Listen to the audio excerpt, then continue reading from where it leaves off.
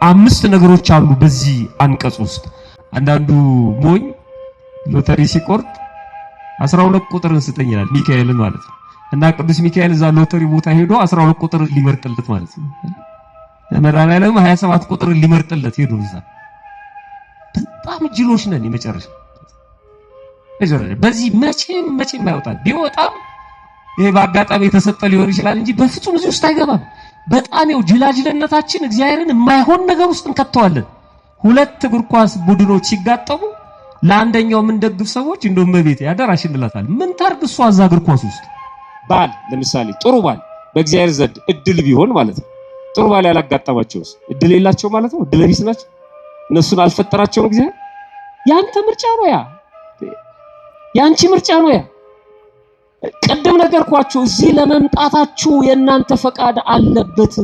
ሁለት እግር ኳስ ቡድኖች አንዱ ሲሸነፍ ይደሰታል፣ አንዱ ያዝናል። አንዱ ሲያሸንፍ ይደሰታል አይደል? በሁለቱ መካከል ለቅሶም አለ ደስታም አለ አይደል? እና እንዲያለቅሱ ፈቅዶ ነው እግዚአብሔር። አንተ እንድትስቅ እነሱ እንዲያለቅሱ ፈቀደ እግዚአብሔር። ይሄ ዓለም የሚሰጥ ነው። እግዚአብሔር እዛ ውስጥ የለም፣ በጭራሽ በፍጹም የለም። አንገታችን ላይ ማተብ አስረን በተራ እግር ኳስ ውስጥ ክርስትናችንን እናቀለዋለን። እሱን ለስሜት ማየት ነው፣ በቃ ለስሜት ማየት ችግር የለውም። ያለ አካል የለም፣ አትደሰት ያለ አካል የለም። ለምንድን ነው ከመላእክት ጋር ከቅዱስ ሚካኤል ጋር ከቅዱስ ገብርኤል ጋር ከመቤታችን ጋር የምናገናኘው? ያንተ አንሶ ቅዳሴ ትተ ሰዓታት ትተ ማሌቱን ትተ ቃለ እግዚአብሔር ትተ እዛ ተወዝፈ ያንተ አንሶ ደግሞ መላእክቱ እዛ መጥተው ይርዱ። ዲባይ መጨረሻ ጅላጅል መጨረሻ ነው። ገና ነን እኮ ገና ነን። ኦርቶዶክሳዊ በጣም ገና ነን። ገና አልተረዳናትም። ክርስትናችንን አልተረዳነውም እግዚአብሔር። አንዳንድ ጅላጅሎች ገሃነመ እሳትን እግዚአብሔር ለምን ያዘጋጃል ይላሉ። መጀመሪያ እኮ እንደሚቀጣ ስለሚያውቅ ነው ያዘጋጀልን። እንደሚቀጣ ባያውቅ ኖሮ ለምን ያዘጋጃል? ገሃነመ እሳትን ለኔ ለእናንተ አይደለም ያዘጋጀው። የዘላለም እሳት የተዘጋጀው ለዲያብሎስ። ይገርም ነው። ሰውን እያሰቃየው ኖሮ በነፃነት መኖር ስለሌለበት መጨረሻ ተከርቸም የሚገባበት ነው የተመቻቸለት። አንድ የኔቢጤ ጧት መጥቶ ስለ እግዚአብሔር ብሎ ቢለምነን እንጀራ በወጥ አጥቅሰን ብንሰጠው ማታ ላይ መጥቶ ስለ እግዚአብሔር ቢል እንዴ ነው ምን አይደል? ቅድም ሰጠው አይደለም እንዴ? ቅድምማ በለው። ይሄናንስ እኔ ብቻ ነው እንዴ ያየው ብላል። ከሌለም እግዚአብሔር ይስጥልኝ ነው። ግን ጧት ለምኖ ማታ ስለመጣ ብስጭት ምን ሰዎች የለም። እግዚአብሔር ግን እንደዚህ አይደለም። ትላንት ሰጠው አይደል እንዴ? አይልም። አጥፍተነው እንኳን አይልም። ሳይነቅፍ ነው የሚሰጠው። ይኸውልህ ሰው እየተነጫነጨ ነው የሚሰጠው። እስኪ አንድ 50 ብር ካለ ወይ አንድ 200 ብር ካለ ስትለው መቼም አንተ ሰው አትሆንም። አንተን ተሸክሞ መኖር ራሱ ዕዳ ነው። ያውልህ ብሎ ይሰጠው። ሁልጭ አርጎ ሰድቦ ማለት በጣም እግዚአብሔር እንደዚህ አይደለም። ብዙ ሰው ይሄ በውጪውም ዓለም ነው መዳፍ የሚያዩ አሉ። የጠጡበትን የቡና ሲኒ አተላ የሚያዩ አሉ። ድል ለማግኘት ማለት ነው፣ ቀድሞ ለመስማት ማለት ነው። እኔ አሁን የዛሬ ሳምንት ትሞት አለ ቢባል አንድ ሰው እና በትክክል ቀኑን ቢነግረው ምንድነው የሚያደርገው? እሺ አንድ ጥያቄ ልጠይቃችሁ፣ በልምድ እንደምትመልሱልኝ እርግጠኛ ነኝ። እዚህ የመጣችሁት ማስለፈቀደላችሁ ነው። ጥሩ ነው። አሁን እናንተ መጣችኋል። ያልመጡትስ ማስላልፈቀደላቸው ነው። ይኸውላችሁ አያችሁ፣ በጣም ይገርም ነው። በቃ በልምድ ነው የምንኖረው ማለት ነው። እዛ የጠበቃችሁና መንደር ለምንድን ነው ዛሬ ያልተማርከው ጉባኤ ያልሄድከው? በቃ እግዚአብሔር ፈቃዱ አልሆነም ይላል፣ ይቀልዳል። እሺ ህይወታችንን ቆም ብለን እናስበው። ብዙ በቃ ወከባ ስንገናኝ እንኳን የረባ ሰላምታ እንለዋወጥም። በቃ ኑሮ ሩጫ ነው ምናምን ነው የምንለው። በቃ ዝም ብለን ነው የምንባክነው። በብዙ ነገር ሰው በብዙ ነገር አይጨነቅም። መርጦ ነው መጨነቅ ያለበት። እውነት እንነጋገር ከተባለ አሁን ስለ ቁርባን ሲነሳ ቀሳውስቱ ቤታችን ተገኝተው ወይ መምህራን ሲመክሩን ወይ ደግሞ ጎረቤቶቻችን ወይ ዘሮ ገሌ አቶ ገሌ ለምን አትቆርቡም ሲባል የምናማተብ ሰዎች የለን። በስመ አብ ወወልድ ወመንፈስ ቅዱስ እኔ ምን አልኩሽ ምን እና እኛን እንዴት ያምጣን እግዚአብሔር ወደ ቁርባን? እጅና እግራችን አስሮ ያምጣ እንዴ? መቼም አንመጣም በፍጹም። አንዳንዱስ ምን ይላል? ለምን አትቆርብ ሲባል እንባው ዱብ ዱብ ይላል። እኔ ሳልፈልግ ቀርቼ ነው ይላል። መቁረብ ሳልፈልግ ቀርቼ ይመስልሃል? እኔ ብዙ ችግር አለብኝ እኔ እድለኛ አይደለሁም ይላል እኔ አመድ አፋሽ ነኝ ይላል ይኸውላችሁ ቆርበው ክርስቲያኖ ነው የሥላሴ ልጅ ሆነው እኔ አመድ አፋሽ ነኝ ይሏቸው የዓለም ውስጥ ያለው ቅራቅንቦ እነሱ ጋር ስለሌለ ስላላገኙት ማለት እኔ ማደለ ቢስ ነኝ በጣም ይገርም እኮ አሁን በእኛ ዘመን ተራ ነገር ተራ ተርታ ነገር ሰው መሆን ማለት በሰከንድ ውስጥ የሰው ህይወት ሲያልፍ እናያለን ሰው መሆንን የማያከብር ሰው ሌላውም ሰው እንዲኖር አይፈልግም ሰው መሆን እድል ነው የተሰጠ ስጦታ ነው ለሁሉም እኩል የተሰጠ ስጦታ ነው ሰው በመሆን ውስጥ ይኸው እኛ ለማሳነስ አንዳንዱ ሰው ጆሮ የማይሰማ አይኑ የማያይ እግሩ በደንብ የማይራመድ ወይ አካለ ስንኩል አካለ ጎዶሎ ምናምን እንላለን እግዚአብሔር ጋር የለም ሰው ነው እሱ ግማሽ ሰው የለም እግዚአብሔር ጋር አንድ አራተኛ ሰው የለም እግዚአብሔር አንድ ሁለተኛ ሰው የለም ሰው ነው እግዚአብሔር ጥምቀትን የሚያህል እድል ተቀብሎ እኔ እድለ ቢስ ነኝ እንዴት ይላል እንደው እግዚአብሔር አይታዘብም እዚህ ውስጥ ማንንም እድለ ቢስ የለም በእግዚአብሔር ዘንድ ማንንም እድለ ጠማማ ነው ማለት አይችልም በቤተ ክርስቲያን ማንንም ክርስቲያን ይሁን በዓለም ውስጥ ብዙ ነገሮች ሊኖሩ ይችላሉ እሱ ከድል ጋር የሚገናኝ አይደለም ስለሰራ ስላልሰራ ስለ ሰዎች ክፋት ስለ ፈተና የማተብ የሃይማኖት ፈተና ሊሆን ይችላል የኑሮ ፈተና ሊሆን ይችላል እሱ ብዙ ጉዳዮች አሉት እንጂ ከድል ጋር ምንም የሚገናኝ ነገር የለም በስመ አብ ወወልድ ወመንፈስ ቅዱስ አሃዱ አምላክ አሜን የምንነጋገርበት የትምህርታችን ወይም የስብከታችን ርዕስ የሚሆነው የ40 ቀን እድል የሚል ነው ምንድነው ያልኳችሁ ታውቃላችሁ ስለ 40 ቀን እድል ምን ማለት ነው የ40 ቀን እድል ማለት ምን ማለት ነው የ40 ቀን እድል ራሱ የሚባለው ምንድነው አንዳንድ ሰዎች እኔ እድሌ ተወስዶብኝ ለማስመለስ እየጣርኩ ነው ይላሉ አንዳንዶቹም በየጠበሉ ቦታ ይንከራተታሉ አንዳንድ ደፋሮች ደግሞ እድልሽ ተወስዶብሻልና ስለማስመልስልሽ ይሄን ያህል ብር ታመጫለሽ ተብለው ብር አፈላልገው ሰጥተው ልክ ነው እኔ እኮ እድሌ ስለተወሰደብኝ ነው ስራም ማልይዘው ትዳርም ማልይዘው ልጅም ማላገኘው ሰው የሚጠላኝ ይላሉ ባህሪያቸውን ማስተካከል ሲገባቸው የሆነ ከሰማይ ሌላ እድል የሚሰጣቸው የሚመስላቸውና በየቦታው የሚንከራተቱ ሰዎች አሉ እግዚአብሔር ልቦና ይስጠልውላችሁ አንዳንድ የጠንቋይ ስራ የሚሰሩም አሉ ግንባርህን አይቶ ግንባርህ እንደዚህ አይነት ነገር አለበት የሰው አይን አለብህ አይነ ጥላ አለብህ እንዲህ ብታደርጊ ይገፈፍልሻል ይገፈፍልሃል የሚሉ አሉ በጣም የሚያሳዝነው የሚቀልዱበት ሰው በቅዱስ ሥጋውና በክቡር ደሙ የከበረ በ40 እና በ80 ቀን የተጠመቀውን የጸጋ ልጅነት ያገኘውን ክርስቲያኑን የሚጫወቱበት ደግሞ በጣም ጅሎች ነን የመጨረሻ ማለት ነው ያው የማናቀውን እድል ለማስመለስ የምንረባረብ ሰዎች አለ ብዙ ሰው ይሄ በውጪው ዓለም ነው መዳፍ የሚያዩ አሉ የጠጡበትን የቡና ሲኒ አተላ የሚያዩ አሉ እድል ለማግኘት ማለት ነው ቀድሞ ለመስማት ማለት ነው እኔ አሁን የዛሬ ሳምንት ትሞት አለ ቢባል አንድ ሰው እና በትክክል ቀኑን ቢነግረው ምንድነው የሚያደርገው ምን የምታረጉ ይመስላችኋል የምትሞቱበትን ቀን ብታውቁ ምንድነው የምታደርጉት ምን ጥቅም አለው የምንሆነውን አስቀድሞ ማወቅ ምን ይጠቅመናል በዚህ ምክንያት እግዚአብሔርም ላይ የሚገዳደሩ ሰዎች አሉ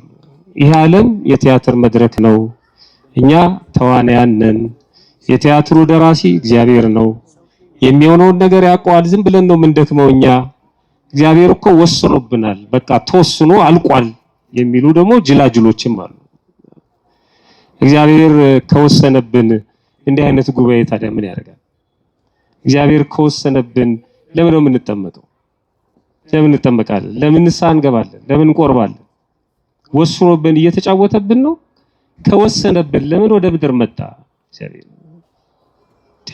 የኛ ጉዳይ ያበቃለት ከሆነ ለምን ነው እንደዚህ የሚለማመጠን በጣም የሚያሳዝን ነው ፕሪዲስቲኔሽን የሚሉት አለ ቅድመ ውሳኔ ተወስኖ አልቋል የሚሉት የሚንታታባቸው እግዚአብሔር ያውቃል የሚለውና እግዚአብሔር ወስኗል። እግዚአብሔር ያውቃል፣ የሚሆነውን ነገር በሙሉ ያውቃል፣ ግን አልወሰነም። ይህ ዓለም የሚመራው በሁለት ፈቃድ ነው። ታውቃላችሁ? አንደኛው በእግዚአብሔር ፈቃድ ነው። እግዚአብሔር ሳይፈቅድ ሳይወድ የሚከናወን ነገር የለም፣ በእግዚአብሔር ፈቃድ ነው። እግዚአብሔር ሳያውቀው የሚደረግ ነገር የለም፣ ሁሉንም ያውቃል። ሁለተኛው ግን በሰው ልጅ ነፃ ፈቃድ ነው። ይቺ ዓለም እንዲህ የምትሆነው በሰው ልጅ ነፃ ፈቃድ ነው። ሰው ነፃ ፈቃድ ስለተሰጠው ሲፈልግ ራሱን ያጠፋል፣ ሲፈልግ ሌላውን ያጠፋል፣ ሲፈልግ ያርዳል፣ ሲፈልግ ያቃጥላል። ነፃ ፈቃድ ስለተሰጠው ማለት ነው። እግዚአብሔር ያንን ነገር ያውቃል እንጂ እንደዛ እንዲደረግ አልወሰነም። ረጅም ነው ርዕሱ። እኔ ለዚህ ጉባኤ በሚመጥን መልኩ ብቻ ነው። ኃጢአት እንድንሰራ አይፈልግም እግዚአብሔር። ኃጢአት እንድንሰራ ፈቃዱ አይደለም። እንድንገዳደል ፈቃዱ አይደለም። አንዱ እንዲያጠቃው ፈቃዱ አይደለም። ግን ደግሞ ለሰው ሙሉ ነፃነት ሰጥቶታል። ውጤቱን ይቀበላል የሰው ልጅ ማለት ነው። አሁን እናንተ እዚህ ቁጭ ብላችሁ እንድትማሩ ያስገደዳችሁ ማንም የለም። ማንም አላስገደዳችሁ። ፈቃዳችሁ ነው ቁጭ ብላችሁ እንድትማሩ ያደረጋችሁ። ካልፈቀዳችሁ ተነስታችሁ መውጣት ትችላላችሁ። ማንም አያስቆማችሁም። ማንም በመብረቅ አይመታችሁ። መሬት ተከፍላ አትውጣችሁ። ቅዳሴውንም ጠቅጥቃችሁ መሄድ ትችላላችሁ። ማንም አያስገድዳችሁ። እግዚአብሔር የነፃነት አምላክ ነው። የሚቀለድበትም ለዚህ ነው። የነፃነት አምላክ ነው። እንደ እግዚአብሔር ደግሞ ነፃ ወይም ነፃነት የሚሰጥ አምላክ አለ እንዴ? በጭራሽ የለም። እሺ አንድ ጥያቄ ልጠይቃችሁ፣ በልምድ እንደምትመልሱልኝ እርግጠኛ ነኝ። እዚህ የመጣችሁት ስለፈቀደላችሁ ነው። ጥሩ ነው። አሁን እናንተ መጣችኋል። ያልመጡትስ ስላልፈቀደላቸው ነው። ይኸውላችሁ፣ አያችሁ፣ በጣም የሚገርም ነው። በቃ በልምድ ነው የምንኖረው ማለት ነው። እዛ የጠበቃችሁና መንደር ለምንድን ነው ዛሬ ያልተማርከው ጉባኤ ያልሄድከው? በቃ እግዚአብሔር ፈቃዱ አልሆነም ይላል፣ ይቀልዳል። ለምን አትቆርብም? ፈቃዱ አልሆነም። ፈቃዱ የሆነ ጊዜ አንድ ቀን እቆርባለሁ ይላል እግዚአብሔር። ሰኞም ማክሰኞም ረቡም 6 ሰዓት 7 ሰዓት እየፈቀደ አይኖርም። እንደ ክፍል አለቃ ሽንቴ መጣ ፈቃድ፣ እናቴ ሞታ ፈቃድ። እንደሱ የእድር መሪ አይደለም እግዚአብሔር። እንደሱ አይደለም ይፈቅድ። ፈቃዱ በጎ ማድረግ አንዴ ፈቅዷል።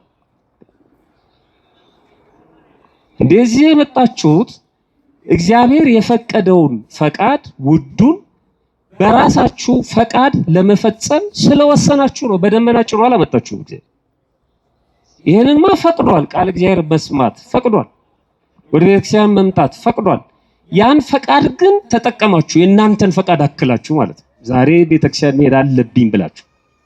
ይሄ ባይሆን እኮ አንኳኩ፣ ምን ይደረግላችኋል? በቃ እሱ ነው ፈቃዱ እኮ። እናንተ አንኳኩ፣ እኔ ከፍተዋለሁ። እናንተ ፈልጉ፣ ከዛ በኋላ እኔ አሳካዋለሁ። እግዚአብሔር ፈቃደኛ ባልሆነ ልብ ውስጥ አድሮ ስራ ይሰራል። በጣም ሰፊ ርዕስ ነው ይሄ። ሳምንት 2 ሳምንት ወስደን የሰዎችን ህይወት ምሳሌ እያሳየን ሁሉ የምንማርበት ነው። ቢሆንም ግን ለዚህ ጉባኤ በሚመጥን መልኩ በጥቂቱ እናያለን። እግዚአብሔር በቸርነቱ ጥበቡን ምስጢሩን እንዲገልጥልን መልካም ፈቃዱ ይሆንልን። የ40 ቀን እድል ምንድን ነው? የ40 ቀን እድል የሚሉ ሰዎች አሉ። እድሌ ተወስዶብኛል የሚሉ አሉ። እድላችሁን ላስመልስላችሁ የሚሉ ደላሎችም አሉ። ቤተክርስቲያን ያላስተማረቻቸው ያላሰናበተቻቸው የኛን መስቀል የኛን መቁጠሪያ ጨብጠው እድል ተወስዶብሃል ሲሉን እኛም እዛ እግራቸው ስር የምንፈራፈር ሰዎች አለ። መነሻው የመጽሐፍ ቅዱስ ክፍል ብዙ ቦታ አለ፣ ግን ለምዕመናን ቅርብ ለማድረግ የምንነሳበት የመጽሐፍ ቅዱስ ክፍል የሉቃስ ወንጌል ምዕራፍ 10 ከቁጥር 35 ጀምሮ ያለው ንባብ ነው። እንደዚህ ይላል። ሲሄዱም እርሱ ወደ አንዲት መንደር ገባ። ማን ነው እርሱ የተባለው? ክርስቶስ ነው። ክብር ምስጋና ይግባውና እየሄዱ ከደቀ መዛሙርቱ ጋር ወደ አንዲት መንደር ገባ። ማርታ የተባለች አንዲት ሴትን በቤቷ ተቀበለችው። ልብ አድርጉ፣ የገባው ወደ መንደር ነው።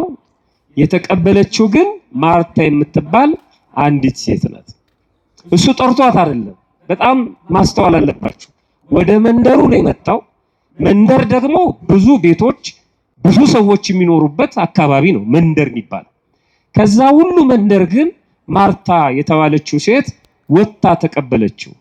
ለእርሷም ማርያም የምትባል አንዲት እህት ነበረቻት። እርሷ ደግሞ ቃሉን ልትሰማ በኢየሱስ እግር አጠገብ ተቀምጣ ነበረች። ማርያም ወደ ቤት ገባ። እሷ በእግሩ ስር ቁጭ ብላ ስትማር፣ ማርታ ደግሞ ወደ ጓዳ ገባች። የእንግዳ መቀበል ወጉን ስርዓቱን ለመፈጸም ማለት ነው። ማርታ ግን አገልግሎት ስለበዛባት ባከነች። የምታውቁት ታሪክ ነው። ጓዳውን ስትል ከዛ በኋላ ወደ ፊት ለፊት ወደ ሳሎኑ ስታይ እህቷ ማርያም ቁጭ ብላ የክርስቶስን ቃል እየሰማች ነው። ስለዚህ ክስ ይዛ መጣች። እንደዚህ አለች፣ ጌታ ሆይ ቀርባ እህቴ እንድታግዘኝ ወይም ከኔ ጋር እንድትሰራ ስትተወኝ እንዴት ዝም ትላታለህ አለችው። ጌታ ሆይ እኔ እንድሰራ እህቴ ብቻዬን ስትተወኝ አይገድህምን? እንኪያስ እንድታግዘኝ ንገራት እንጂ። አሁን ያ ስብስብ ያ ከክርስቶስ ጋር ማርያም የምታደርገው ቆይታ ለዚህችኛዋ ሴት ለማርታ ጫወታ መስሏታል ማለት ነው። የሥራ ፈት ስራ ነው። ቁጭ ብላ እግሯን ዘርግታ ካንተ ጋር ስታወራ እንዴት ዝም ትላታለህ? እኔ ጓዳውን ስል ትልቅ እንግዳ መጥቶባታል። እውነቷን ነው። እየባከነች ነው። የቱን ታነሳለች፣ የቱን ትጥላለች፣ ጨንቋታል። ክርስቶስ ወደ እሷ ቤት ነው የመጣው። ትክክል ነች። ምንም ማርታ የምትነቀፍበት ነገር የለም። በአግባቡ በስነ ስርዓቱ ስላላደረገችው ነው እንጂ ትክክል ነው ወጉ ማረጉ። አሁን ቤተክርስቲያናችን በዓል ታከብራለች። መብል መጠጥ የሚያዘጋጁ ደግሞ አሉ እናቶች። ያለዚህ አይሆንም። ካህናቱ በቃል እግዚአብሔር ሲቃጠሉ ያደሩትን የደከሙትን እህል ውሃ አቅርበው ሰውነታቸውን ከድካም የሚያሳርፉ ደግሞ የተዘጋጁ አሉ። ገበያውን የሚሸምቱ እርጥቡ የሚጨስባቸው ደረቁ የሚነድባቸው አሉ። ይሄ አያስፈልግም ማለት አይደለም። አንዳንድ አላዋቂ ሰዎች በነቀፌታ ነው የሚያነሱት። ይሄንን አይደለም። ሊቃውንቱም እንደዚህ ያለው እና እውነቷን ነው። ጉድ ትላለች። ችግሩ ግን ክስ ይዛ መጣች። እንዴት ዝም ትላታለህ? ስራ ፈቶና ስትቀመጥ እና ለዚህ ግን መመለስ ነበረበት ክርስቶስ። እንዲህ አለ። ኢየሱስም መልሶ እንዲህ አላት፣ ማርታ ማርታ።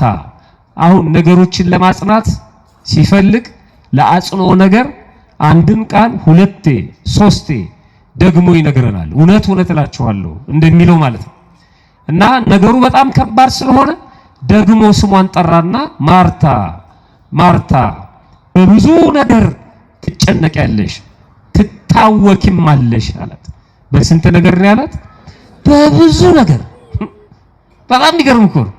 በብዙ ነገር መጨነቅ፣ አንዱን መጣድ አንዱን ማንሳት፣ 10 ድስት መጣድ።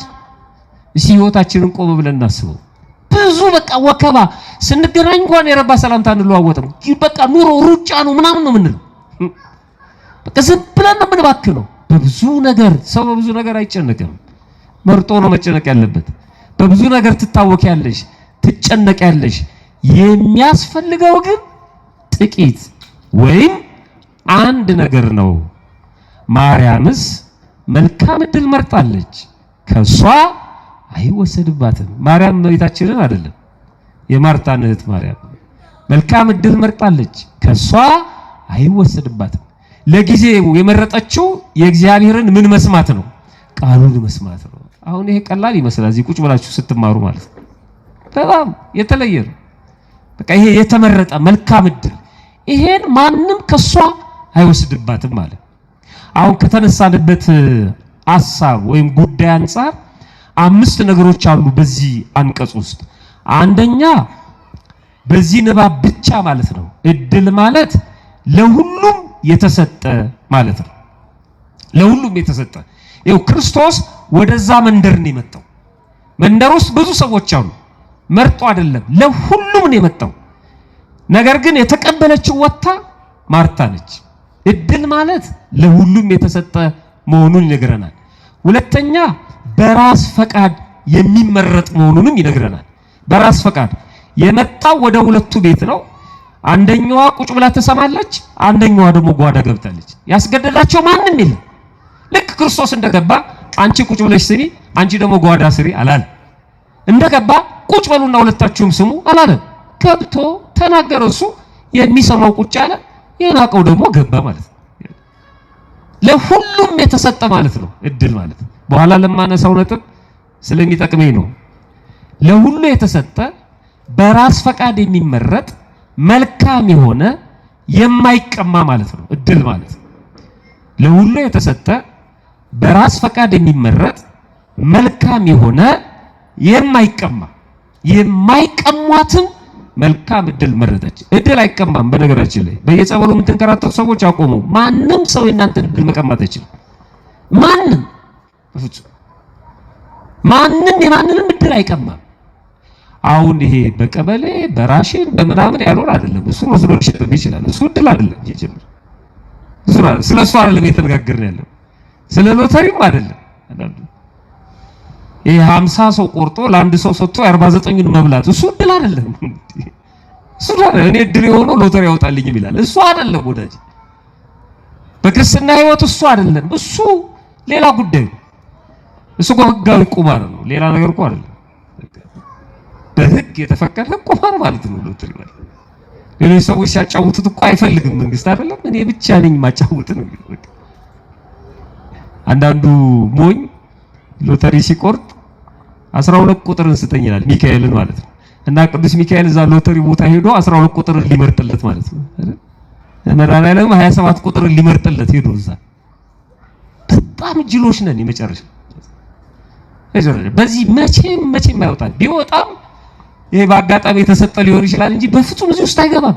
በጣም ይኸው ጅላጅልነታችን እግዚአብሔርን የማይሆን ነገር ውስጥ እንከተዋለን።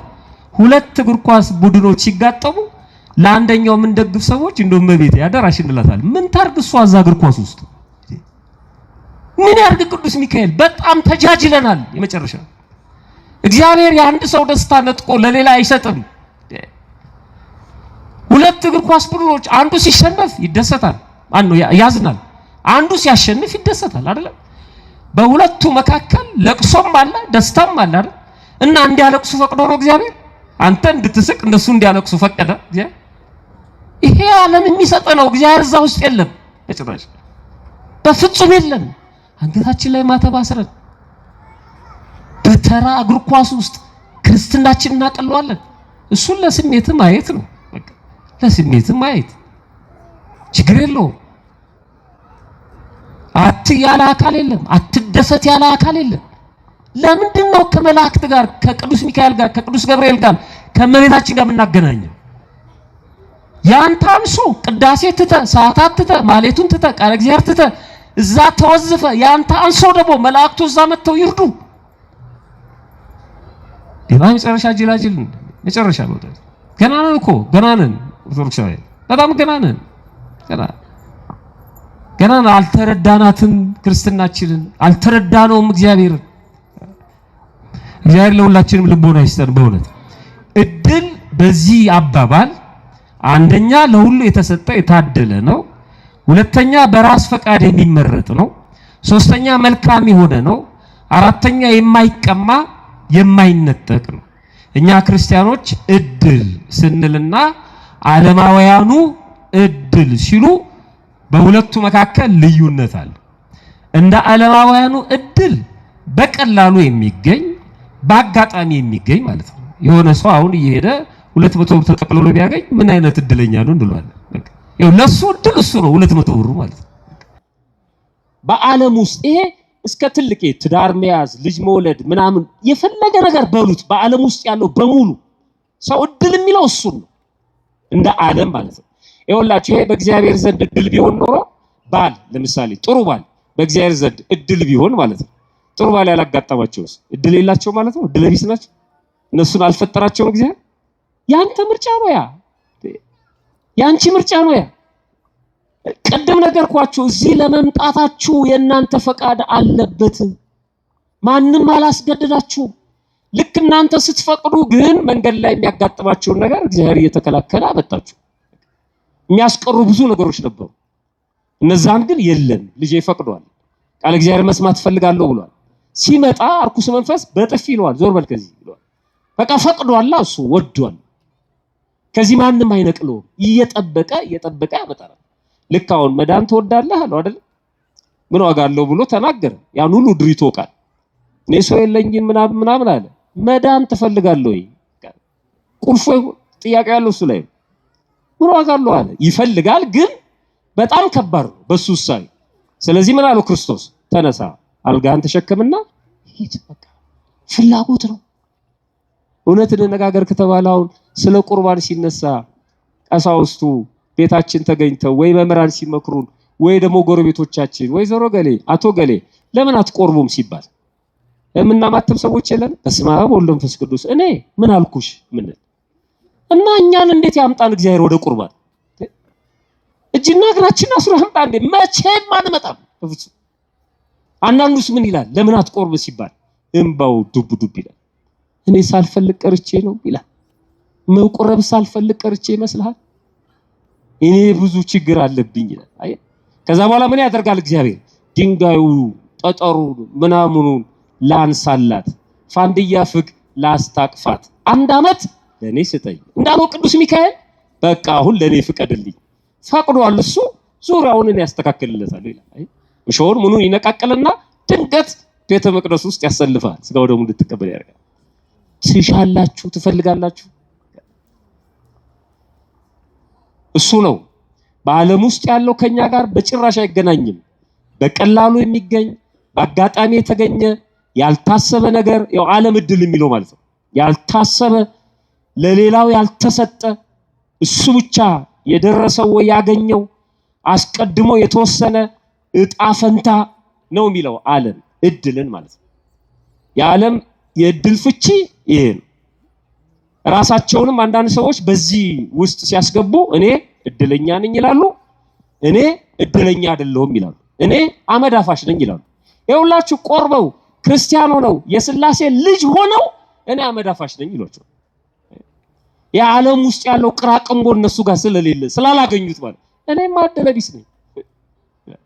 በጣም የሚገርም እኮ የሆነ ድሬዳዋ ውስጥ የባቡር አደጋ የዛሬ ምናምን ዓመት በጣም ብዙ ሰው ያለቀበት እና ሲናገሩ የሆነ ሰውዬ ሄዶ እሱ ጋር ሲደርስ ትኬት አለቀ ማለት ነው። በጣም ተናደደ፣ ጮኸ፣ በትርፍ ለመግዛት ሞከረ። በፍጹም ግን ትኬት የለም። ወደ ቤቱ ተመልሶ ሄደ፣ ግን ብዙ ሰው አለቀ።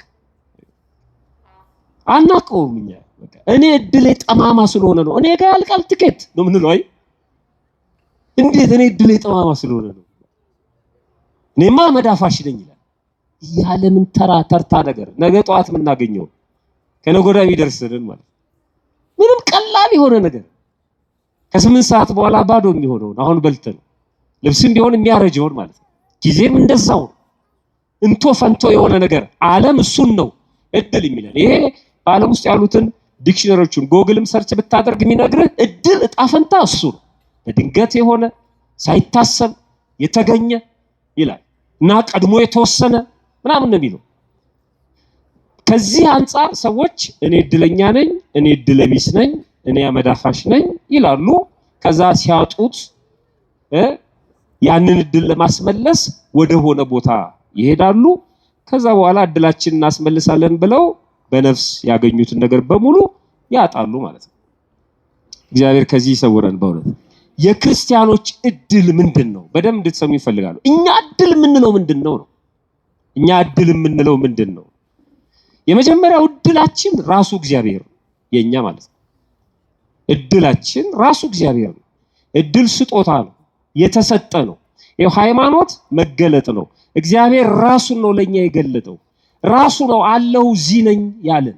ራሱ ነው ወደዚህ ምድር ያመጣል። ስለዚህ እግዚአብሔር ራሱን ነው የሰጠን። 2 ጊዜ በመፍጠርም በማዳንም ራሱን የሰጠን ራሱ ነው። እኛ ማመልከቻ ጽፈን አይደል፣ እኛ አይደለንም የመጣ ነው፣ እሱ ነው ያመጣን ራሱ ማለት ነው። በመዝሙር 15 ላይ ቁጥር 5 ላይ እግዚአብሔር የርስቴ እድል ፈንታና ጽዋዬ ነው፣ ወይም እድል ፈንታዬ ጽዋ ተርታዬ እግዚአብሔር ነው። አንድ ክርስቲያን የሚለው ይሄንን እግዚአብሔር ነው፣ እጣዬንም የምታጠና አንተ ነህ ይለዋል። በክርስትናው ሁሉም የሚሆነው እንደ እግዚአብሔር መልካም ፈቃድ ነው። እግዚአብሔር ሲያውቅ ሳያውቅ የሚደረግ ምንም ነገር የለም። እንደ እግዚአብሔር እቅድ፣ እንደ እግዚአብሔር ፈቃድ መልካም የሆነው ነገር በሙሉ የሚደረገው ማለት ነው። ለሁሉም የታደለና የተሰጠ ነው። ምንድነው የተሰጠን እድላችንን? እግዚአብሔር ነው ካልን እሱ እግዚአብሔር የኛ እድል እጣ ፈንታ ሆኖ ለኛ የሰጠን ነገር ምንድነው? የታደልነው ነገር ምንድነው? እኛ ታደለናል። እንደኛ የታደለ የለም። በመጀመሪያ ደረጃ የታደልነው ሰው መሆን ነው። ሰው መሆን ተሰጥቶናል ወይም ታድሎናል። ምንም ሳንለፋ ሳንደክም በብርሃናዊ እጆቹ ከአፈር የፈጠረን ራሱ እግዚአብሔር። ሰው እኮ ተጠንቶ ያላለቀ ፍጥረት ነው። በጭራሽ ሰውን መርምሮ አጥንቶ የሚጨርሰው ማንም የለም በፍጹም። ይሞክራሉ ሰዎች፣ ሰው እንዲነው ሰው ራሱን በራሱ ማጥራት አይችልም። በጣም ከባድ። ከዛ ውጪ ነው ሰው መሆን በራሱ በጣም የተለየ ነው። አሁን በእኛ ዘመን ተራ ነገር ሰው መሆን ማለት ነው። በሰከንድ ውስጥ የሰው ህይወት ሲያልፍ እናያለን።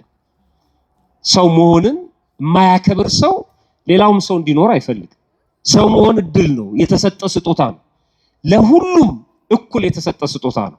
ሰው በመሆን ውስጥ ያው እኛ ለማሳነስ አንዳንዱ ሰው ጆሮ የማይሰማ አይኑ የማያይ እግሩ በደንብ የማይራመድ ወይ አካለ ስንኩል አካለ ጎዶሎ ምናምን እንላለን። እግዚአብሔር ጋር የለም። ሰው ነው እሱ።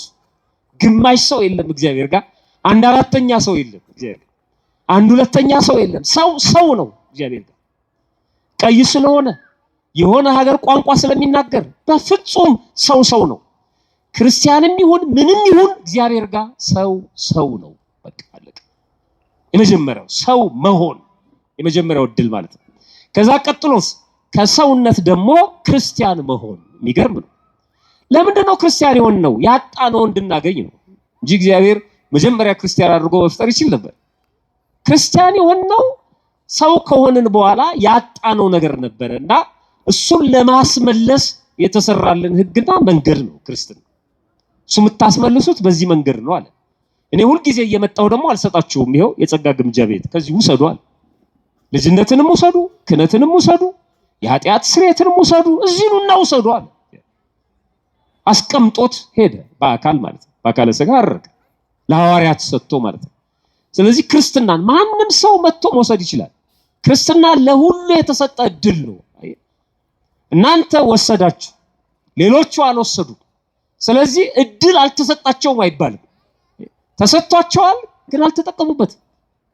ለሁሉም እኩል የሚሰጥ ነው በክርስትና እድል ማለት ነው። በእግዚአብሔር ዘንድ ለሁሉም እኩል የሚሰጥ ነው። ጥምቀት እድል ነው። ድህነት እድል ነው። የዘላለም ሕይወት እድል ነው። መንግስተ ሰማያት እድል ነው። እኛ እድል ፈንታችን ጽዋ ተርታችን መንግስተ ሰማያት ናት። የሰዎች ሁሉ እድል መንግስተ ሰማያት እንደሆነች አንድ ጥቅስ ብቻ አንስቶ መናገር ይቻላል። የማቴዎስ ወንጌል ምዕራፍ 25 ላይ ከቁጥር 34 ጀምራችሁ ስታነቡ ንጉሱ በቀኙ ያሉትን ይላል። ክርስቶስ ነው ሲመጣ ወደዚህ ምድር ዓለምን ለማሳለፍ በቀኙ ያሉትን እንዲህ ይላቸዋል። ልብ አድርጎ በየት በኩል ያሉትን ነው የሚለው? በቀኙ ያሉትን እንዲህ ይላቸዋል፣ እናንት የአባቴ ቡሩካን ኑ ዓለም ከተፈጠረበት ጊዜ ጀምሮ የተዘጋጀላችሁን መንግስት ውረሱ ይላቸዋል። ዓለም ከተፈጠረበት ጊዜ ጀምሮ ያዘጋጀውላችሁን መንግስት ውረሱ። እነማንን? ጻድቃንን። እናንት ቡሩካን። ጻድቃን የሆኑት በምንድን ነው? በራሳቸው በጎ ፈቃድ ነው። አስገድዷቸው አይደለም። ክርስቶስ አንተ ጻድቅ ትሆናለህ፣ አንተ አትፈለግም ብሎ አይደለም። ተክለ ሃይማኖት የተጠመቁት በዚህች ቤተክርስቲያን ነው። በዚህ ማለት በዚህ በቦሌ ቅዱስ ሚካኤል ቤተክርስቲያን ማለት አይደለም። አንዲት በሆነች ቤተክርስቲያን የተጠመቁት እዚህ ነው። ለሳቸው የተሰጠው ልጅነት እኔ የሚወሰድኩት ልጅነት ነው። ለሳቸው ከፍ ያለ ልጅነት ለኔ ትንሽ ልጅነት አልተሰጠኝም። የሥላሴ ልጅነት ነው የወሰዱት። ይቀበሉ የነበረው ቅዱስ ሥጋና ክቡር ደም እኔ የምቀበለው ነው። ያገለግሉበት የነበረው መንበር እና ያገለግሉበት የነበረው ክህነት ያገለግሉት የነበረው እግዚአብሔር ይሄው ካህናቱ የሚያገለግሉበት ክህነት ነው። የተክለ ሃይማኖት ክህነት ይሄ ነው። ምንም ያዳላው ነገር የለም። በተሰጠው ስጦታ እኩል ነው። የበለጡን በምንድን ነው? በተጋድሎ ነው። ተጋድሏቸውን አበዙት። እነሱ እግራቸው እስኪቆረጥ ድረስ የምን እንቅልፍ ነው አሉ። በተጋድሎ በለጡን። አየህ፣ በስጦታ ግን እኩል ነን። በጣም የሚገርም ነው። በልጅነት እኩል ነን። ስለዚህ ዓለም ከተፈጠረ ጊዜ ጀምሮ ያዘጋጀውላችሁን መንግስት ውረሱ። ለሁሉም የተሰጠ ዕድል። ኃጥአንን ደግሞ በድሉ ያልተጠቀሙ የተሰጠውን ያልወሰዱትን ደግሞ እንዲህ ይላቸዋል። በዚያ ጊዜ በግራ ያሉትን ደግሞ እንዲህ ይላቸዋል፣ እናንተ ርጉማን ይላቸዋል። በጣም እንድትሰሙኝ የምፈልገው ጻድቃንን ያላቸው ዓለም ከተፈጠረ ጊዜ ጀምሮ የተዘጋጀላችሁን መንግስት ውረሱ ነው። ለማን የተዘጋጀው? ለነሱ የተዘጋጀላችሁ ለጻድቃን በሙሉ የተዘጋጀውን ውረሱ። እኔን ላመናችሁ በኃጢአት በወደቃችሁ ጊዜ ንስሐ እየገባችሁ ቅዱስ ሥጋውን ክቡር ደሙን እየተቀበላችሁ ለጠበቃችሁ ልጅነታችሁን ላከበራችሁ እናንተ ውረሱ አለ። ኃጥአንስ? ኃጥአን ጋር ሲመጣ ደግሞ እናንተ ርጉማን ዓለም ከመፈጠሩ ጀምሮ ያዘጋጀውላችሁን ውረሱ አላለ። በጣም የሚገርም ንግግር ነው። በደንብ ይሁት። አንዳንድ ጅላጅሎች ገሃነመ እሳትን እግዚአብሔር ለምን ያዘጋጃል ይላሉ። መጀመሪያ እኮ እንደሚቀጣ ስለሚያውቅ ነው ያዘጋጀልህ። እንደሚቀጣ ባያውቅ ኖሮ ለምን ያዘጋጃል? ገሃነመ እሳትን ለኔ ለእናንተ አይደለም የተዘጋጀው። የዘላለም እሳት የተዘጋጀው ለዲያብሎስ። የሚገርም ነው። ሰውን እያሰቃየ ኖሮ በነፃነት መኖር ስለሌለበት መጨረሻ ተከርቸም የሚገባበት ነው የተመቻቸለት። ለዚህ ነው ክርስቶስ ምን ይላል? በዚያን ጊዜ በግራ ያሉትን ደግሞ እንዲህ ይላቸዋል፣ እናንት ርጉማን ለሰይጣንና ለመላእክቱ ወደ ተዘጋጀው ወደ ዘላለም እሳት ሂዱ። ለማን ወደ ተዘጋጀው ነው ያለው? አይገርም?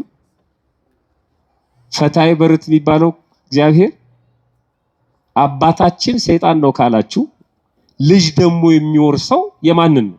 የአባቱን ነው። ስለዚህ አባታችሁን ርስት ውረሱ አላቸው። ምን አደረገ? ለሰይጣንና ለሰራዊቱ ወደ ተዘጋጀው ሂዱ። ሰይጣን አባታችን ነው ካላችሁ በግብር ከመሰላችሁት ምን አረጋችኋለሁ? እናንተ ግን የአባቴ ቡሩካን የተዘጋጀላችሁን ውረሱ።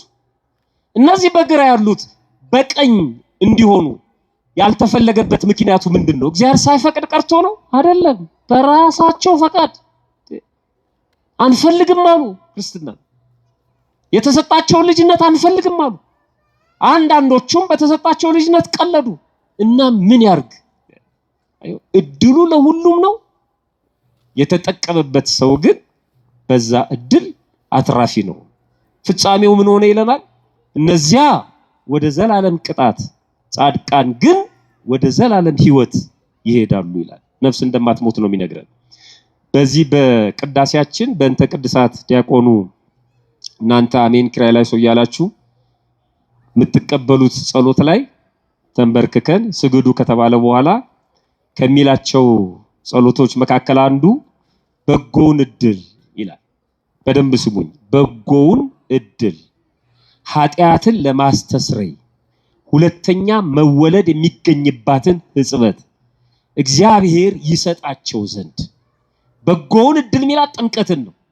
እግዚአብሔር ይሰጣቸው ዘንድ በቅድስት ሥላሴ ማህተም ያከብራቸው ያትማቸው ዘንድ ስለ ንዑሰ ክርስቲያን እንማልዳለን። ላልተጠመቁ ሰዎች እንለምናለን። ላልተጠመቁት በጅምላ አይደለም፣ ወደው ፈቅደው መጥተው እየተማሩ ያሉት 3 ዓመት እስኪሞላቸው ድረስ ንዑሰ ክርስቲያን የሚባሉት እነዚህ ወደ ጥምቀት እንዲደርሱ እንማልዳለን። እቺ በጎ እድል ነች ጥምቀት። ስለዚህ ሰው ጥምቀትን የሚያህል እድል ተቀብሎ እኔ እድለ ቢስ ነኝ እንዴት ይላል? እንደው እግዚአብሔር አይታዘብም? እዚህ ውስጥ ማንም እድለ ቢስ የለም በእግዚአብሔር ዘንድ። ማንም እድለ ጠማማ ነው ማለት አይችልም። በቤተ ክርስቲያን ማንም ክርስቲያን ይሆን በዓለም ውስጥ ብዙ ነገሮች ሊኖሩ ይችላሉ። እሱ ከእድል ጋር የሚገናኝ አይደለም። ስለሰራ ስላልሰራ፣ ስለ ሰዎች ክፋት፣ ስለ ፈተና፣ የማተብ የሃይማኖት ፈተና ሊሆን ይችላል፣ የኑሮ ፈተና ሊሆን ይችላል። እሱ ብዙ ጉዳዮች አሉት እንጂ ከእድል ጋር ምንም የሚገናኝ ነገር የለም። ይሄ የተሰጠው ለሁሉም ነው። ክርስቶስ የተወለደው ለሁሉም ነው። የተጠመቀው ለሁሉም ነው። የተሰቀለው ለሁሉም ነው። የሞተውም ለሁሉም ነው። ታስታውሱ ከሆነ በሉቃስ ወንጌል ምዕራፍ 2 ቁጥር 10 ላይ መልአኩ እንዲህ አላቸው፣ ለእረኞቹ ተገልጦ በተወለደ ጊዜ በዳዊት ከተማ መልአኩ እንዲህ አላቸው፣ እነሆ ለሕዝቡ ሁሉ የሚሆን ታላቅ ደስታ የምስራች እነግራችኋለሁና አትፍሩ። ለማን ሁሉ ነው ያለው? ለሕዝብ ሁሉ የሚሆን። ክርስቶስ የተወለደው እንደዚህ ነው። ለሕዝብ ሁሉ የሚሆን የምስራች ታላቅ ደስታ እነግራችኋለሁና አትፍሩ። ይሄ ለሕዝብ ሁሉ የሚሆን የምስራች ምንድነው አለ? ዛሬ በዳዊት ከተማ መድኃኒት እርሱም ክርስቶስ ጌታ የሆነ ተወልዶላችኋል። ለሁሉም ነው የተወለደው። እሱ ራሱ የመጣው ለሁሉም ነው፣ የተሰቀለው የሞተው ለሁሉም ነው። ለምን? የሚወደው ሁሉንም ስለሆነ። እንደውም የዮሐንስ ወንጌል ምዕራፍ 17 ላይ ከጥፋት ልጅ በቀር ይላል። ከጥፋት ልጅ በቀር ማንም የጠፋ የለም። ከጥፋት ልጅ በቀር ያለው ለምንድን ነው? እግዚአብሔር ወዶ ፈቅዶ ጥፋት ፈርዶበት ሳይሆን ራሱ ወደ ፈለገው መንገድ ስለሄደ ነው። ይሁዳ ማለት ራሱ ወደ መረጠው መንገድ ስለሄደ፣ ከዛ ውጪ በጭራሽ ማንም እንዲጠፋ ፈቃዱ እንዳልሆነ ይናገራል። የሚወደው ሁሉንም እንደሆነ የዮሐንስ ወንጌል ምዕራፍ 3 ቁጥር 16 ላይ በእርሱ የሚያምን ሁሉ የዘላለም ሕይወት እንዲኖረው እንጂ እንዳይጠፋ እግዚአብሔር አንድያ ልጁን እስኪሰጥ ድረስ ዓለሙን እንዲሁ ወዷል። ዓለሙን በሙሉ እንዲሁ ወዷል ይላል።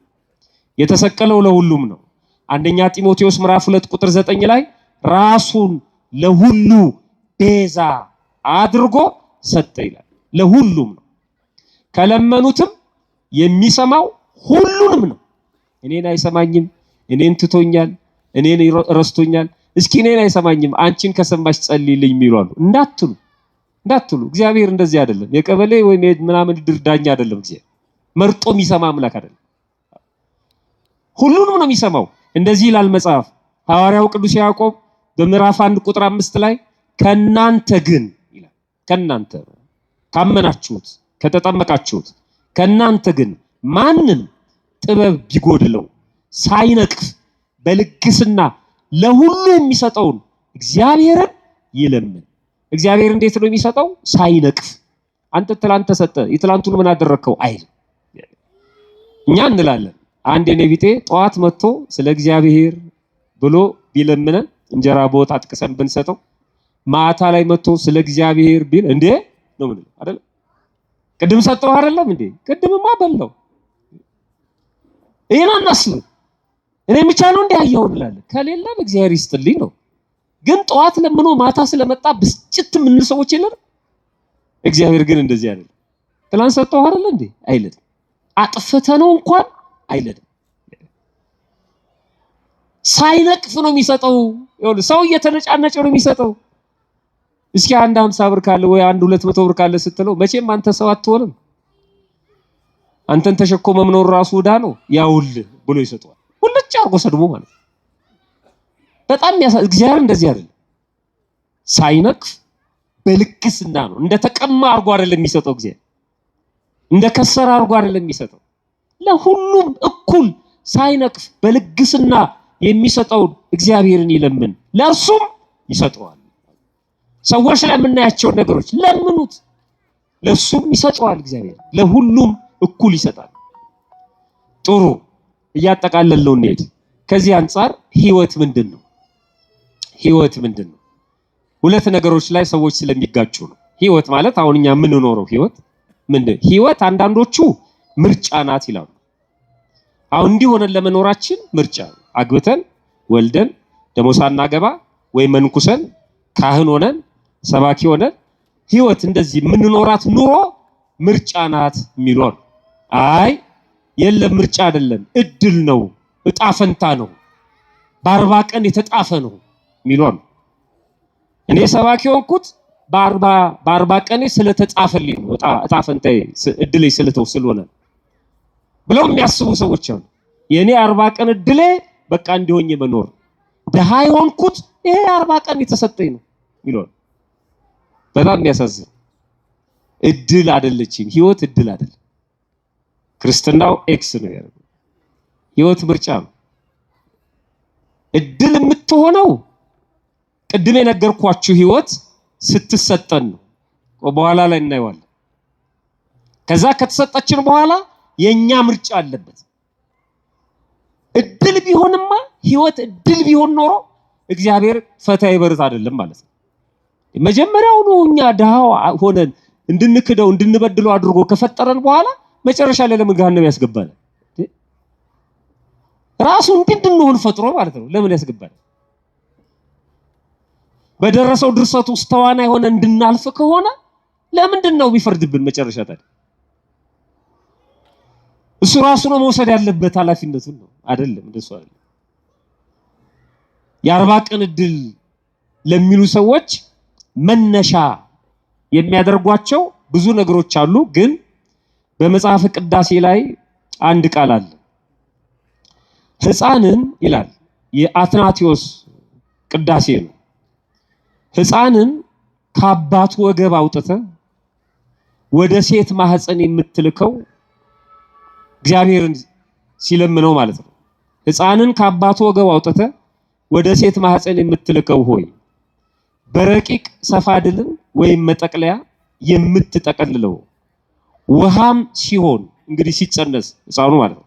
ውሃም ሲሆን በጥበብ የምታረጋው የሕይወት መንፈስንም እፍ ትልበታለህ። በ40 ቀኑ ትሾመዋለህ፣ ታድለዋለህ። ባለጸጋ ለመሆን ለመድህየትም ቢሆን ለመጽደቅም ለመኮነንም ቢሆን በስንተኛው ቀኑ? በ40 ቀኑ። እቺን ወስደው በቃ በ40 ቀኑ የተሰጠን ነው። ግን ይሄ ማለት ምን ማለት ነው? በ40 ቀኑ ትሾመዋለህ፣ ታድለዋለህ ማለት ለመበልጸግም ለመድህየትም ለመጽደቅም ለመኮነንም በቃ በ40 ቀኑ ትሾመዋለህ ማለት ሳይንሱም የሚደግፈው አንድ ነገር አለ። ሰዎች አካላችን ተሰርቶ የሚያልቀው 40ኛ ቀን ላይ አይናችንም ጆሮአችንም መጠኑ ነው እየጨመረ ሄደው እንጂ ሁሉም ተሰርቶ የሚያልቀው በዛ ቀን ያልተሰራ አካል ካለ ይጎድላል። በ40 ቀኑ ፍጹም ሰው ይሆናል። ሴትም ብትሆን ወንድም ከሆነች ምን ማለት ነው ይሄ? በዚህ በ40 ቀን በሰጠኸው እጅ፣ በዚህ በ40 ቀኑ በሰጠኸው እግር፣ በዚህ በ40ኛው ቀን በሰጠኸው አይን ጆሮ ተጠቅሞ የጽድቅ ስራ ከሰራ ይጸድቃል። የኃጢአት ስራ ከሰራ ደግሞ ምን ይሆናል? ይኮነናል። በዚህ በሰጠኸው አካል ጽድቅም ቢሰራ ኃጢአትም ቢሰራ ድሃም ቢሆን ባለጸጋም ቢሆን ሰነፍም ቢሆን በውስጥም በውጭም በዚሁ በሰጠኸው አካል ላይ ማለት ነው። በዚሁ በሰጠኸው አካል ነው ይሄን ሁሉ የሚያደርገው። አንተ የዛን ጊዜ ይሄንን የሚሰራበትን አካል ሰጠኸው፣ ሾምከው። ፈቃዱ ግን የማን ነው? የራሱ ነው፣ የሰውየው።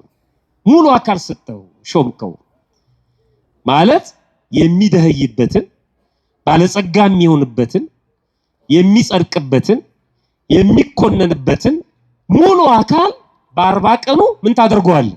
ትሰጠዋለህ። በቃ ለሁሉም ሀብታም ስንት ጋር አለ? 2 አይደል? ካሱ እኮ ድሃ ስንት ጋር አለ? 2። በቃ እሱ ነው። እነዛ ምዕራባውያኑ ያላቸው ጭንቅላትና የኛ ጭንቅላት እኩል ነው። ሰዎች ባይኩ በምናምን ሊያበላሉት ይሞክራሉ፣ ግን እኩል ነው። በቃ እኩል ነው። ፀሐይ የምትወጣው እኩል ነው። እንደውም አንዳንድ ጊዜ በጣም ኃይለኛ የተፈጥሮ እንትን ያለባቸው ፈተና ያለባቸው አካላት እንዴት አድርገው እንደሚቋቋሙት ደግሞ በተፈጥሮ የተመቻቸው ደግሞ በስንፍናቸው እንዴት እንደሚንከባለሉ ቀላል ነው። እኛን ምሳሌ ማየት ነው። እኛ ገና መሬት ላይ ያለውን በልተን አልጨረስንም፣ እንኳን ከመሬት በታች ያለው። ግን እኛ ምድሪቷን በደም አጨቂተናታል። መሬቷ ገና የሰጠችን ገና የምትሰጠን ገና ከውስጥ ያለውማ ብዙ ነው። ማመጥቶብን ነው ራሳችን ነን። ምንም ራሳችን ነን። የውጭዎቹ እንደዚህ እየሰሩብን ምናምን ተቀበላለው። ለምን የሚቀበለው ያ ሰው ምንድነው? ማን ነው አዚን ያደረገበት? ማንም ራሱ ነው። በዚህ በሰጠኸው በ40 ቀኑ ሙሉ አካል ተጠያቂም የሚሆነው እሱ ነው። ቢጸድቅም የጽድቅ ስራ የሚሰራ ቢኮነንም የኃጢአት ስራ የሚሰራው እሱ ነው እንጂ የሚለው ድሃ እንዲሆን ባለጸጋ እንዲሆን እድሉን አንዴ ጽፈልታል አይደል? ሙሉ አካል የሰጠኸው አንተ ነህ። ክርስትና ሲሰጥ እድል ነው። ክርስቶስ ወደዚህ ምድር መጥቶ ሞቶ ተሰቅሎ ነፃ ሲያደርገን ሰው አድርጎ ሲፈጥረን ይሄ ሲሰጥ እድል ነው። ክርስትና ሲሰጥ እድል ነው። ህይወትም እንደዚህ ነው። ሲሰጥ እድል ነው፣ ለሁሉም እኩል ስለሚሰጥ። ከተቀበልነው በኋላ ግን ምርጫ ነው። ይሁዳ ክርስቶስን አሳልፎ የሰጠው ምርጫው ስለሆነ ምርጫው እግዚአብሔር ያውቅ ነበር። አዎ ያውቃል። ማወቁ ግን ኃጢአት አይደለም። ግን ምርጫው ሰዎች በግራም በቀኝም እንዲቆሙ የሚያደርጋቸው ምርጫቸው ነው። ለሁሉ እንደ ስራው ተከፍሏል ነው ያለው እንጂ ለሁሉ እንደ እድሉ ተከፍሏል አለ። ለሁሉም ለእያንዳንዱ እንደ ስራው መጠን ከፍሏል አለ እንጂ እንደ እድሉ ሰጠዋለሁ አላለ። እንደሱ አላለም እግዚአብሔር።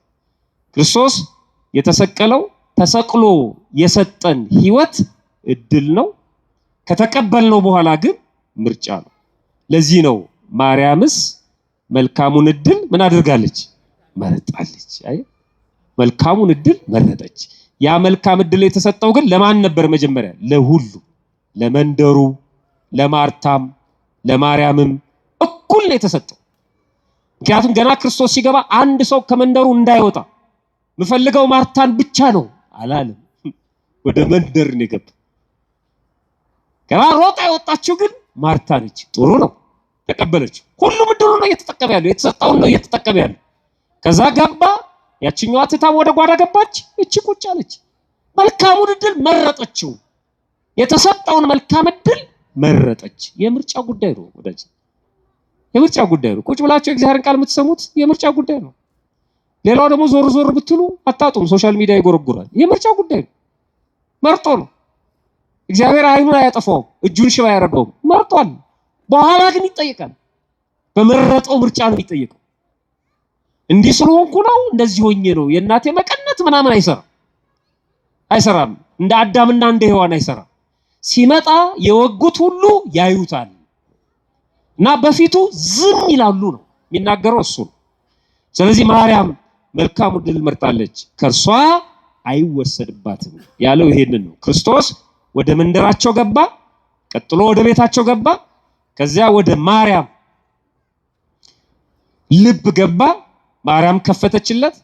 የእሷ አስተዋጽኦ መምረጥ ታክሎበት ያንን መልካም እድል አገኘች ማለት ነው። ስለዚህ ስናጠቃልለው የተሰጠንን እድል እንወቅ። መጀመሪያ የተሰጠን እድል የቆርቆሮ ቤት ፎቅ ምናምን እሱ አይደል። የተሰጠን እድል ክርስትና ነው። የተሰጠን እድል ሁለተኛ ህይወት ነው።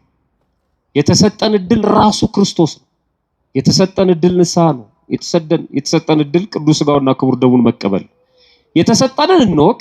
የተሰጠንን እድል እንቀበለው። የተሰጠንን እድል እንጠብቀው፣ እንዳናንሰነጥቀው ማለት ነው። የተሰጠንን እድል ደግሞ እየጠበቅን እየተንከባከብን የሰጠንን አካል እናመስግነው። እድሉን የሰጠን እግዚአብሔር ስለሆነ።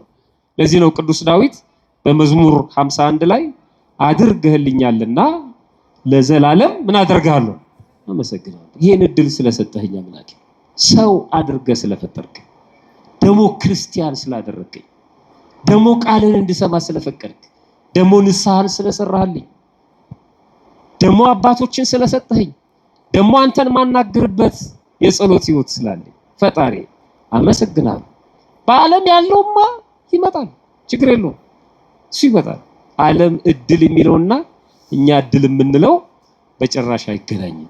ስለዚህ እድሌ ተወስዶብኛል ብለው በየጸበሉ የሚንከራተቱ ሰዎች ምን እያሉ ነው ማለት ነው? ክርስትናዬ ተወስዶብኛል እያሉ፣ ንስሐ መግባት ተወስዶብኛል፣ ሥጋው ደሙ መቀበል ተወስዶብኝ። ማከለከላቸው ሌላ ነገር ከሆነ እሱ በሱ አይመለስም። እሱ በሱ አይመለስ። የሀብቱ ንብረቱ ልጅ መውለዱ ምናምኑ ሳይወልዱ መጽደቅ ስለሚቻል ማለት እሱ ተራና ተርታ ነገር ነው እንጂ እኛ የምንወሰንበት እድል አይደለም። ፈጣሪያችን በቸርነቱ ሰምቶ ከመጥፋት ያድነን።